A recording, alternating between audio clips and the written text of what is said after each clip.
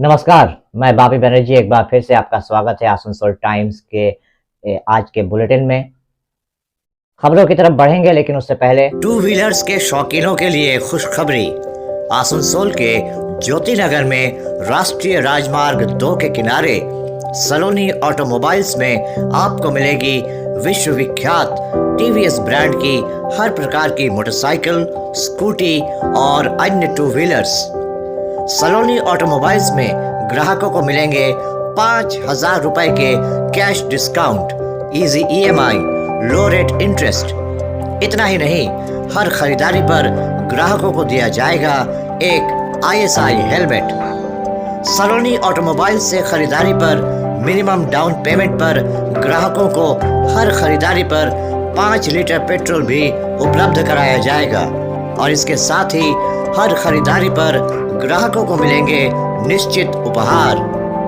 तो फिर देर किस बात की, आज ही चले आइए Saloni automobiles near NH2 bypass, Asansol, Jyoti Nagar. Contact number 7318833013 and 9339020915। Saloni automobiles, an exclusive TVS two wheeler showroom. Asansol नगर निगम के पूर्व मेयर और वरिष्ठ भाजपा नेता जितेंद्र तिवारी आज अपने सहकर्मियों के साथ जमुड़िया के दरबार डांगा वाटर प्रोजेक्ट पहुंचे। बताया जा रहा है कि जब जितेंद्र तिवारी अपने सहकर्मियों के साथ वहां पर पहुंचे तो कुछ शरारती तत्व 20 से 25 की संख्या में वहां पर पहुंच गए और उन्होंने जितेंद्र तिवारी को वहां से चले जाने के लिए गो बैक के स्लोगन लगाए। इस बारे में पत्रकारों को जानकारी देते हुए जितेंद्र तिवारी ने कहा कि पिछले कुछ समय से दरबार डांगा वाटर प्रोजेक्ट के बहुत नज़दीक से बालू उत्खनन के आरोप लग रहे थे। स्थानीय भाजपा नेतृत्व द्वारा उन्हें इस बारे में कई बार बताया भी गया था। आज वो स्थानीय भाजपा नेतृत्व को लेकर जब वहां पर पहुंचे तो 20 से 25 की संख्या में कुछ शरारती तत्व वहां पर आ गए और उन्होंने गो बैक के नारे लगाए। जितेंद्र तिवारी ने कहा कि इसके बाद उनके साथ जो समर्थक थे उनके साथ उन शरारती तत्वों की बहस हुई और धक्का मुक्की भी हुई। वहीं पत्थरबाजी के बारे में जब जितेंद्र तिवारी से पूछा गया तो जितेंद्र तिवारी ने कहा कि जिनको जो चलाना आता है वो इंसान वही चलाएगा। जितेंद्र तिवारी से जब ये पूछा गया कि जो नारे लगा रहे थे वो क्या वर्तमान सत्ता पक्ष से जुड़े हुए थे, इस पर भाजपा नेता ने कहा कि ये स्पष्टीकरण तो राज्य में वर्तमान सत्ता पक्ष के नेताओं को ही देना होगा। उन्होंने कहा कि सत्ता पक्ष के नेताओं को ही ये बताना होगा कि जो शरारती तत्व वहां पर इकट्ठा हुए थे वो उनकी पार्टी से जुड़े हुए हैं या नहीं। जितेंद्र तिवारी ने कहा कि अगर ये वाटर प्रोजेक्ट को नुकसान पहुंचता है तो उस इलाके में सिर्फ भाजपा कार्यकर्ताओं को पानी की समस्या नहीं होगी, हर एक इंसान को होगी, चाहे वो किसी भी राजनीतिक दल से संबंध क्यों न रखता हो। इसलिए जमुड़िया के लोगों के स्वार्थ की रक्षा के लिए उस वाटर प्रोजेक्ट की रक्षा बेहद आवश्यक है। भैया एक मिनट फिर से बोलिए। पता चला कि जमुड़िया के दरबार डांगा में जो वाटर प्रोजेक्ट है उसके अगल बगल में ऐसे ढंग से बालू उठाया जा रहा है जिससे कभी भी वो प्रोजेक्ट डैमेज हो सकता है, लोगों को पीने का पानी की तकलीफ हो सकती है। इसको लेकर कुछ दिन पहले जमुड़िया में महिलाओं ने रोड ब्लॉक किया था। तो आज हमारे पार्टी के जो पदाधिकारी हैं उनके कहने पर उनको लेकर मैं वहाँ देखने के लिए गया था। जाकर देखा तो सही में कि ऐसे ढंग से वहाँ बालू उठाया जा रहा है कि कभी भी वो वाटर प्रोजेक्ट डैमेज हो सकता है। लेकिन हम लोग देख ही रहे थे तभी देखा 20-25 शरारती लोग आकर वहाँ स्लोगन शाउटिंग करने लगे, दूर हटो, क्यों आए हो, ये करने लगे। हमारे भी लड़के थे, उनके साथ उनका थोड़ा हॉट टॉक भी हुआ, धक्का धक्की भी हुआ। बाद में पुलिस ने आकर दोनों पक्ष को हटा दिया, हम लोग चले गए। देखा जा रहा है ईंटा पत्थर भी चली है। अब क्या कर सकते हैं, जिसको जो चलाना आता है चला रहा है, क्या कर सकते हैं। सर वो लोग क्या शासक दल के लोग थे ना क्या? अब ये तो देखिए यहाँ के शासक दल के निर्णय स्टैंड पर निर्भर करता है। यहाँ के शासक दल, मैं तो नहीं चाहता हूँ कि यहाँ का शासक दल कह दे कि वो उनके साथ नहीं है, लेकिन यहाँ के शासक दल यदि उनके साथ में खड़ा होता है तो मान लेना पड़ेगा कि उन्होंने लोग इसे भेजा है। लेकिन मैं एक बात कह सकता हूँ कि ये जो लोग भी थे या जो लोग ये काम करवा रहे हैं वो जमुड़िया के लोगों को प्यार नहीं करते हैं, क्योंकि जमुड़िया के लोगों के आने वाले दिनों में, आने वाले 4-5 महीनों के बाद जमुड़िया के लोगों को बहुत तकलीफ का सामना करना पड़ेगा पीने के पानी के लिए। ये जिस तरीके से बालू काटे जा रहा है, दिन प्रतिदिन वाटर प्रोजेक्ट तक पहुंच रहा है, आप बता रहे हैं, तो इससे क्या क्या अब क्या करें इसके, ये तो देखने का काम है ना, जो लोग हैं शासन क्षमता में जो लोग हैं उनको देखना चाहिए।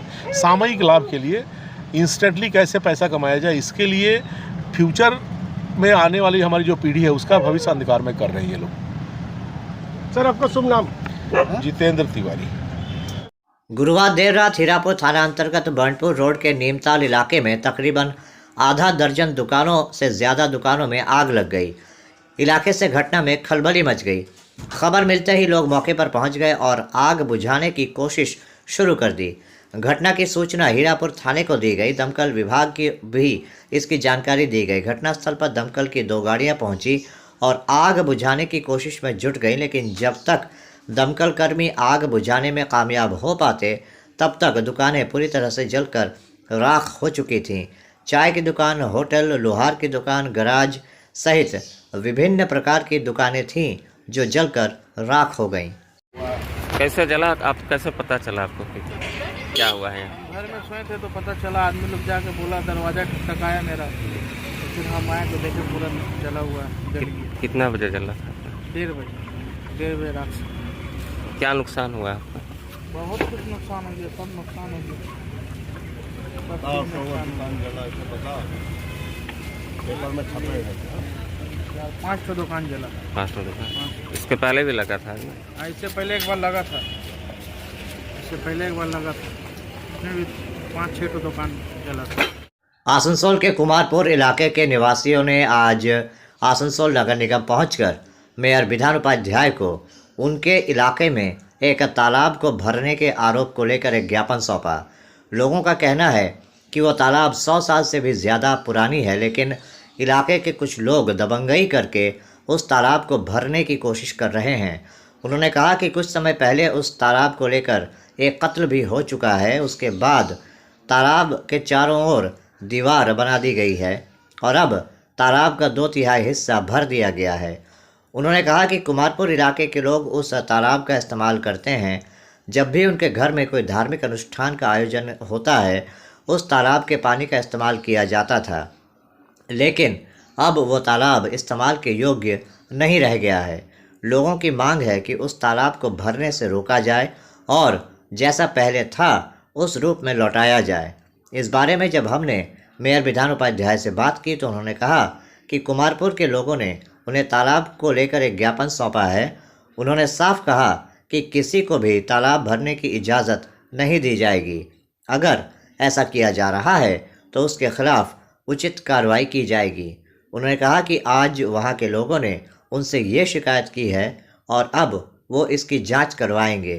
उन्होंने कहा कि तालाब पर मालिकाना हक किसी का भी हो सकता है, लेकिन कोई भी आम जनता को तालाब का इस्तेमाल करने से रोक नहीं सकता। আমাদের একটাই প্রবলেম, মানে পুকুর চাই। পুকুর আমাদের যেন অতি অবশ্যই ফিরে পাই, এটাই যেন চাইছি আমরা। পুকুরে সবই হতো, এই তো আমাদের বয়স্ক দিদিরা আসছে, এই তো কাকিমা আসছে, দেখুন সবাই এদের দেখিতে পুকুরে আমরা সব, এই যে দিদি ওর স্বামী মারা গেল, কিন্তু পুকুরে জলের জল ব্যবহার করতে পারলাম না, কেন পুকুর নেই তো কি করব। ওই জলে এই বড় বড় বাথরুমে জল নামছে, যত ফ্ল্যাটে সবই তো জানানো আছে, সবই জানছে সবাই। কাউন্সিলর কি বলবে, সব বলছে দেখছি, দেখবো করে সে অনিমেষ আছে। হ্যাঁ, এখন কোনো খবর সঠিক পাওয়া যাচ্ছে না, শুধু দেখবো করছে।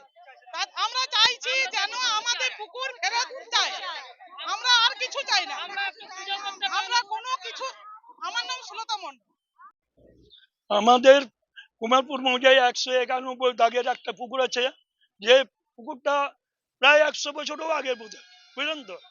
এই পুকুরটাকে কোনো ব্যক্তি বেশ কিছুদিন আগে ওখানে একটা দুর্ঘটনা ঘটেছিল, মানে খুন হয়েছিল। সেই সময়ে যারা খুন করেছিল তারা পুকুর সমেত কিছুটা জমি ঘিরে ফেলেছে। ওই যে পাঁচিল দিয়ে ঘিরেছে, আজও সেই পাঁচিল দিয়ে ঘেরা পুকুরটা রয়ে গেছে। ভেতরে ভেতরে ওই পুকুরটাকে ওরা 2/3, পুকুরের যে অংশ তার 2/3 ঘেরা ভরাট করে দিয়েছে।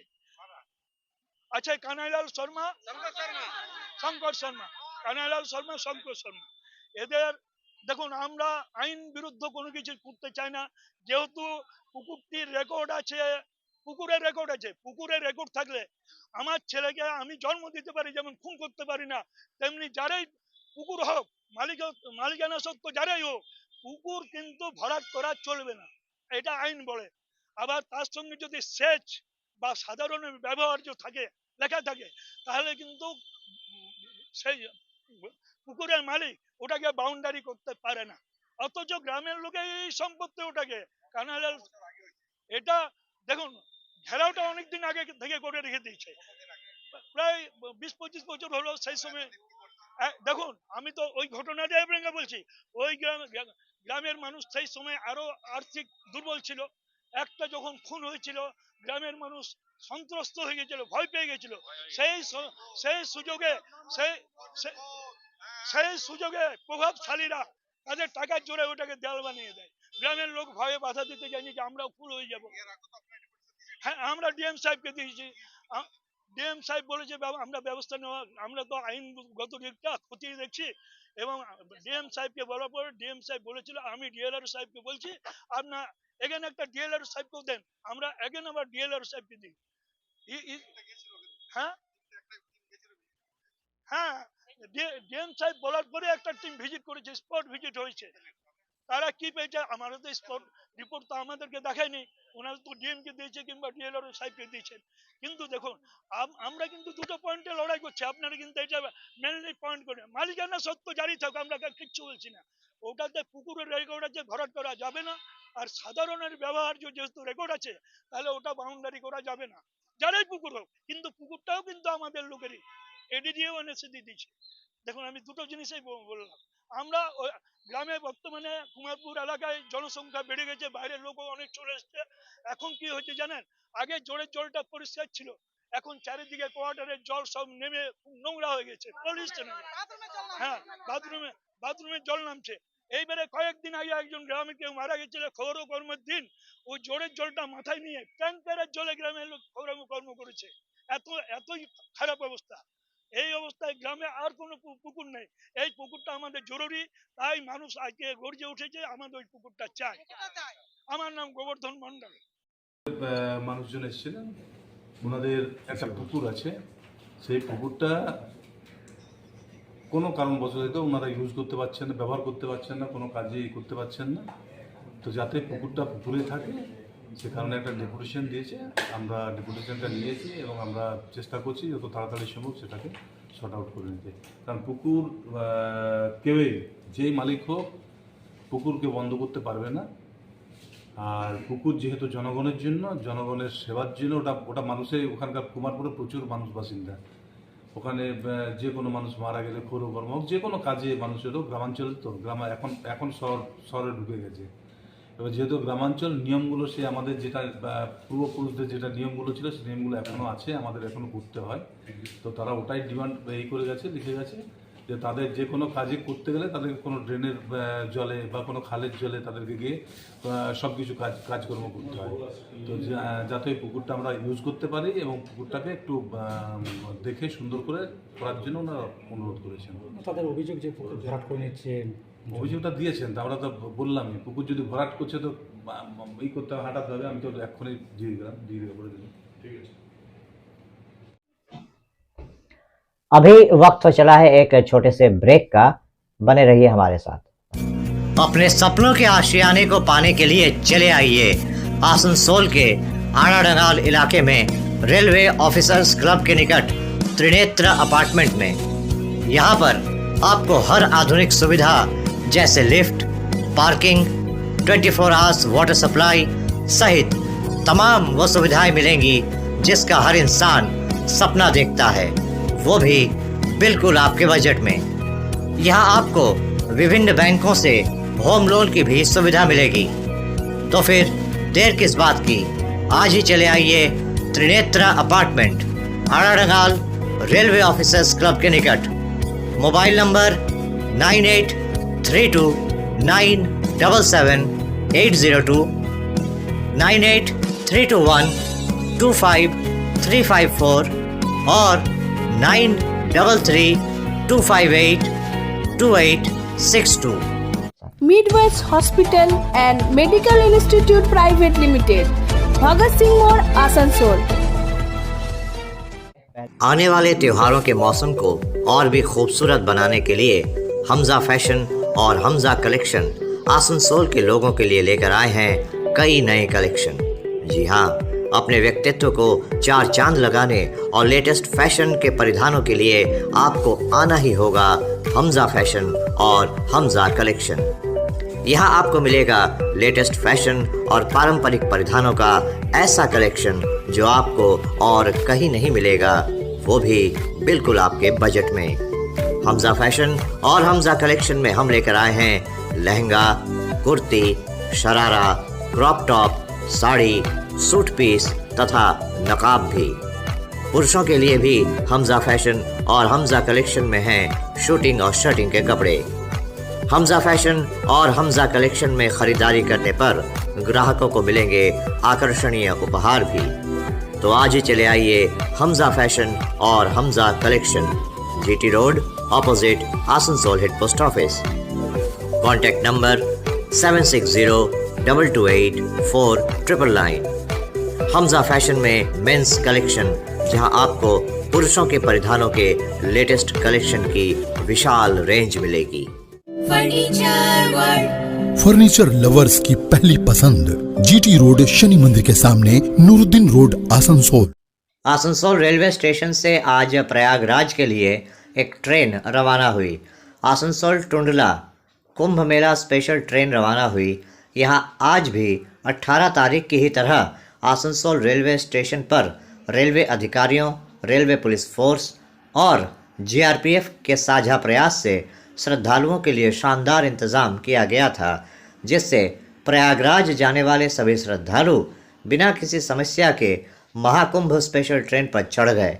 यात्रियों ने इसके लिए आसनसोल रेलवे मंडल प्रबंधन को धन्यवाद दिया और कहा कि उनको उम्मीद नहीं थी कि इतनी सुगमता के साथ वो ट्रेन पर चढ़ पाएंगे और महाकुंभ के लिए रवाना हो पाएंगे। सभी यात्रियों ने आसनसोल रेलवे मंडल प्रबंधन को धन्यवाद दिया।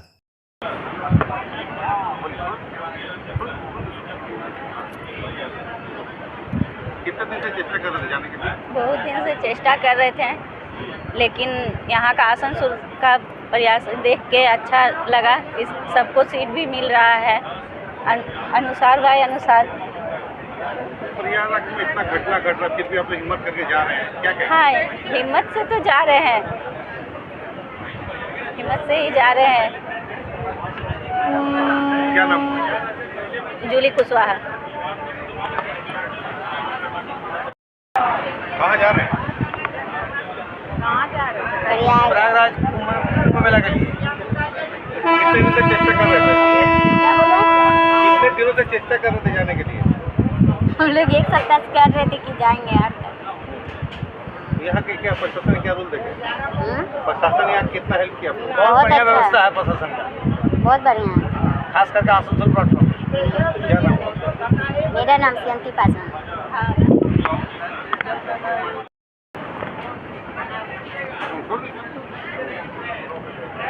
कहाँ जाएंगे? प्रयागराज जाएंगे हम लोग। कितने दिन से चेष्टा कर रहे थे जाने के लिए? चेष्टा तो आज 1 महीना से ऊपर से लगाए हुए हैं, भीड़ के चलते नहीं, बाकी आज बहुत सुविधा आसनसोल में हम लोग को मिल रहा है एकदम। कहाँ से आ रहे हैं? हम लोग आ रहे हैं आसनसोल जक्के नगर से। क्या कहेंगे प्रशासन को? प्रशासन बहुत बढ़िया व्यवस्था दिए, धन्यवाद है प्रशासन को हम लोग तरफ से। उमाशंकर सिंह।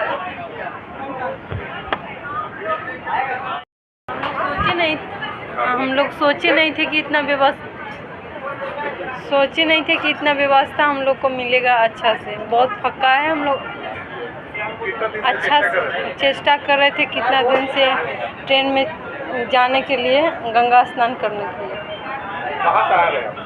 हम आसनसोल से घाघरबुड़ी। क्या नाम? काजल कुमारी तिवारी। समित कुमार तिवारी। इतना व्यवस्था हम सोचे नहीं थे आसनसोल का प्रांगण में हो सकता है, या यहाँ के आरपीएफ टीटी जो कर सकते हैं व्यवस्था।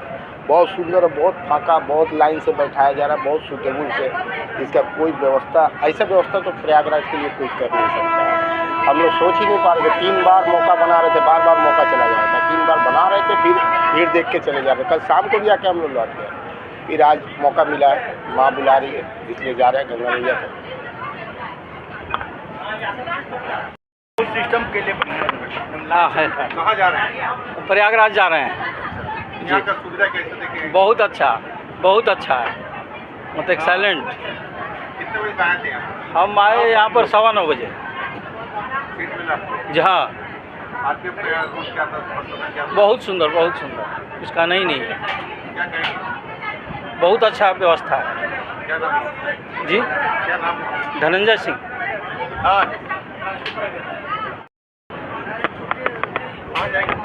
प्रयागराज। कैसे यहाँ का व्यवस्था बहुत बढ़िया। कितने लोग वहाँ पे मर रहे हैं, इन सभी के लिए आप लोग हिम्मत लेके जा रहे हैं? तो सनातन के लिए हम लोग जी रहे हैं और सनातन के लिए मरेंगे। प्रयागराज जाएंगे जरूर। महाकुंभ फिर मिलेगा, ये जीवन में मिलेगा कि नहीं मिलेगा कहना मुश्किल है।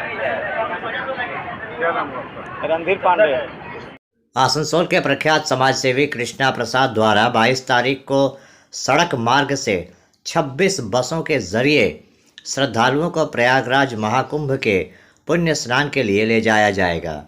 22 तारीख यानी शनिवार को ये बसें रवाना होंगी और आज उन्होंने मां घाघरबुड़ी मंदिर प्रांगण में कई संतों के मार्गदर्शन में देवादिदेव महादेव का अभिषेक किया।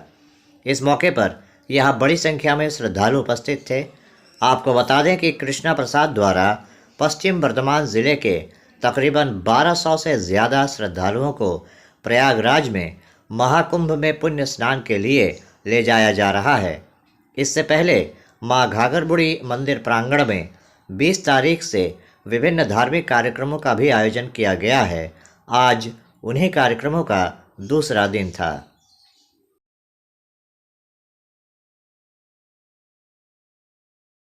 अंतर्राष्ट्रीय मातृभाषा दिवस के मौके पर आज आसनसोल नगर निगम में एक कार्यक्रम का आयोजन किया गया और भाषा शहीदों को श्रद्धांजलि अर्पित की गई। इस मौके पर यहां mayor Vidhan Upadhyay, chairman Amarnath Chatterjee, deputy mayor Wasimul Haque, MMIC Gurdas Chatterjee के अलावा विभिन्न वार्डों के पार्षद, नगर निगम के कर्मचारी और अधिकारी उपस्थित थे। इस मौके पर अमरनाथ चटर्जी ने कहा कि 1952 में आज ही के दिन बांग्ला भाषा को सरकारी स्वीकृति प्रदान करने की मांग करते हुए तत्कालीन ईस्ट पाकिस्तान में आंदोलन कर रहे लोगों पर पाकिस्तान सरकार द्वारा कार्रवाई की गई थी, जिसमें कई लोग शहीद हो गए थे।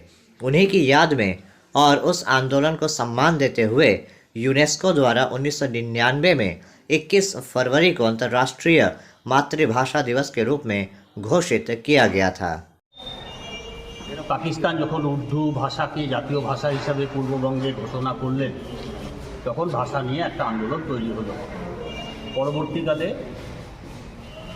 জাফর, জাব্বার, জামাল এই সমস্ত মানুষের নেতৃত্বে বাংলা ভাষাকে জাতীয় ভাষার মর্যাদা দেওয়ার জন্য যে লড়াই শুরু করেছিল সেই লড়াইয়ে কিন্তু তাদের জয়লাভ হয়েছিল এবং সেই সময় অনেক ছাত্র সেই সময় মারা গিয়েছিলেন। পরবর্তীকালে পৃথিবীতে একটি মাত্র ভাষা যে ভাষার জন্য আন্দোলন হয়েছিল সেটি হচ্ছে বাংলা ভাষা। এবং আমরা শুনলাম কিছুক্ষণ আগে আমাদের সঞ্চালকের মুখে যে 1999 সালে প্যারিসে সম্মেলনে 188টি দেশ সম্মতি জানিয়ে ইউনেস্কো বাংলা ভাষাকে আন্তর্জাতিক ভাষা হিসাবে স্বীকৃতি দেন এবং ইউনেস্কো স্বীকৃতির মধ্যেখানে আজকে সারা পৃথিবীতে এই ভাষা আন্দোলনের দিনটিকে পালন করা হচ্ছে।